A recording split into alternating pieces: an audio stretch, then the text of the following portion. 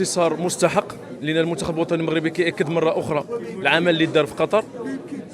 جمهور رائع والله العظيم، إلا تجف الأقلام في وصفه. تيفو شغف، لأن المغرب بدأت كرة القدم. المغرب بعد كأس العالم كيقارع الكبار، وهذه حقيقة. اليوم فوز ماشي في صدفة، بالعكس جا عند عمل. في الترتيب ديالنا على ما أظن هذه كل 10 عالميا.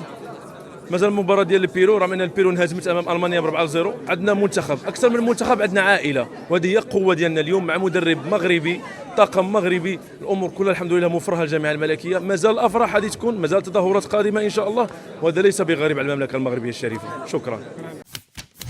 قبل ما تخرجوا ما تنساوش تابوناو في لاشين يوتيوب وتبارطاجيو لا فيديو مع صحابكم ومواقع التواصل الاجتماعي.